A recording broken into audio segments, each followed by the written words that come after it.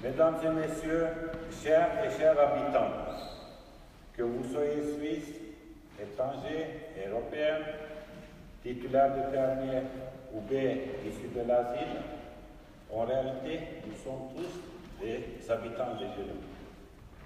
Il n'y a pas de différence à voir dans la politique de l'intégration professionnelle différenciée selon les catégories. En réalité, ça devrait être un droit pour tous, égalité de chance, égalité d'accès à la formation professionnelle et à un emploi. Malheureusement, tel n'est pas le cas, pour différentes raisons. Certaines fois pour des raisons administratives, beaucoup de fois pour des préjugés incompréhensibles, mais qui sont réels. Nous empêchons de ce fait une petite partie, toute petite partie des habitants genevois d'avoir accès à un emploi, à reconnaissance professionnelle, évaluation des acquis, reconnaissance des diplômes, et je m'arrête là. En réalité, nous parlons de qui? Canton de Genève, riche de 328 000 emplois. On n'a que 226 000 habitants actifs. Donc on a plus de 100 000 emplois de plus que des habitants actifs à Genève. Pour toutes les problématiques qu'on connaît, sur les frontaliers, sur les Vaudois suisses, on dit, voilà, il y a une concurrence. Il faut savoir, si on veut avoir plus d'emplois que d'habitants actifs, on est bien et bien obligé de demander à des habitants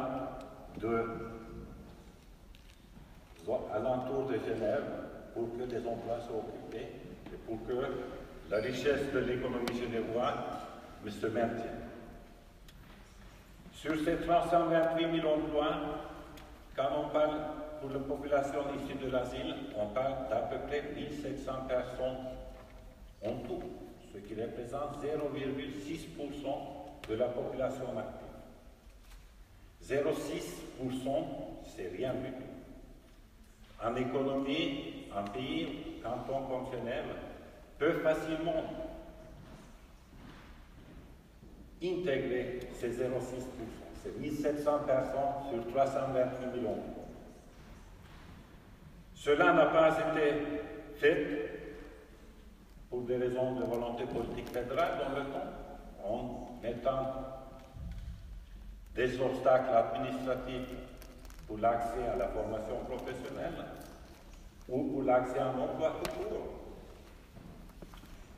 Voir des articles dans la loi qui disent c'est tout au début de permis, mais il faut tout faire pour les empêcher d'accéder à un emploi puisqu'ils sont là provisoirement. Or, tout le monde savait que le mot provisoire étant l'appellation permis provisoire est une appellation en réalité provisoire. Les permis dits admission provisoire est durable et 95% de ces titulaires de permis restent en Suisse et une grande majorité après 12-13 ans devient suisse. Donc, l'appellation provisoire devrait être provisoire et espérons que dès l'année prochaine, il n'y aura plus cette appellation, ni retenue de 10%. Les débats au niveau fédéral sont bien partis pour que la loi soit modifiée. Au niveau cantonal, le Bureau de l'intégration des étrangers, qui est un bureau de l'État, nous avons le rôle de proposer des mesures, de les financer et d'intégrer la population migrante et notamment aussi l'asile. Mais sachez quand même que sur le canton de Genève, 54% d'emplois sur 328 000 sont occupés par des migrants. Donc les emplois occupés sont occupés majoritairement par des migrants. Et notre tâche de ce fait est importante. Nous avons voulu donner depuis 2 ans un accent tout particulier pour la population issue de l'asile.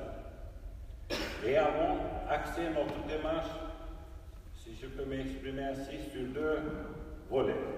Le premier, c'est de décortiquer tous les obstacles administratifs qui existent dans le canton pour les éliminer, supprimer, dans le respect de la loi fédérale, il faut tenu de le respecter. Et nous avons notamment obtenu que les autorités cantonales délivrent l'autorisation le même jour aux titulaires de permis. Nous avons établi une attestation en faveur des titulaires de permis avec un nominatif qui peuvent être présentés aux employeurs qui dit que les permis ont le droit de travailler. C'est dans la loi, ils ont le droit de toute façon à travailler. Mais ça a été tellement entré dans le mœurs des employeurs, voire des titulaires permis tout court, voire de l'administration, que les permis n'auraient pas le droit de travailler. Ce qui est totalement faux. Grâce à ça, nous accompagnons et dès que nous découvrons des employeurs qui ne respecteraient pas cette égalité de traitement, on intervient immédiatement pour les appeler à respecter la loi et qu'il ne peut pas y avoir de discrimination en défaveur de permis F ou de permis B issus de l'asile. L'Office cantonal de la population et migration délivre l'autorisation le même jour. Nous avons ouvert une permanence tous les mardis et tous les jeudis depuis 5 juillet de cette année pour conseiller, accompagner au sein même de l'Office cantonal de la population. Dès qu'il y a un problème, on peut intervenir direct. Nous avons déjà reçu en 3 mois plus que 300 personnes dans nos permanences et nous faisons un petit bilan de compétences, tout petit bilan de compétences pour savoir, pour connaître la population, pour les guider et pour les accompagner vers la formation professionnelle ou insertion professionnelle. La coordination, il fallait aussi convaincre l'ensemble de l'administration pour changer l'esprit par rapport par rapport à la population issue de l'asile. Souvent, vous pouvez entendre dans la presse, y compris de nos autorités politiques, pour dire qu'il ne faut pas privilégier la population issue de l'asile par rapport à nos chômeurs. Or, d'après la loi, les permis qui sont à l'assistance publique sont nos chômeurs. Pour bénéficier de l'assistance publique, il faut que vous puissiez travailler. Si vous ne pouvez pas, vous ne pouvez pas toucher l'assistance. Et dans le LIASI, on dit clairement toute personne qui touche l'assistance publique est soumise à la loi sur le chômage. Donc, en réalité, on oppose une petite minorité de 1700 personnes par rapport au chiffre que je vous ai donné tout à l'heure pour l'encore isoler. Et c'est notre but en tant que BIE, c'est de combattre ça, modifier les idées préconçues ou des préjugés qui sont très néfastes pour l'intégration professionnelle ou l'intégration tout court de la population issue de l'asile. Certes, parler de l'asile, c'est souvent des journaux ou de la presse ou de la radio pour dire voilà, il y a tel problème. On parle peu facilement, positivement de l'asile. C'est un thème en soi négatif, un aperçu négatif. Et c'est difficile de combattre ces préjugés.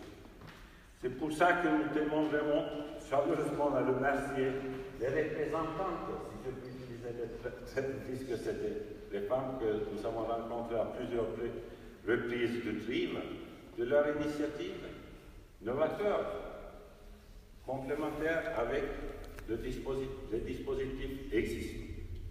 Donc, bonne chance et espérons que vous allez avoir l'avantage de mettre en place votre projet avec le soutien de BIE dans la mesure du possible.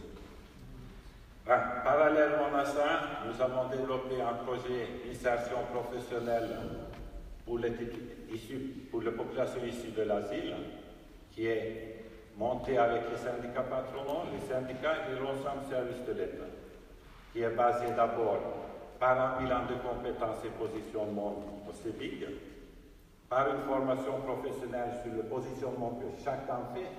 J'ai choisi tel métier, est-ce que je peux le faire?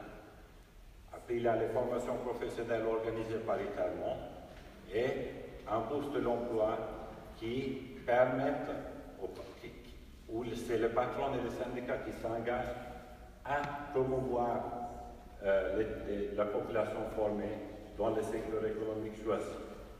Je vous remercie de l'attention que vous avez portée et bonne continuation. Merci.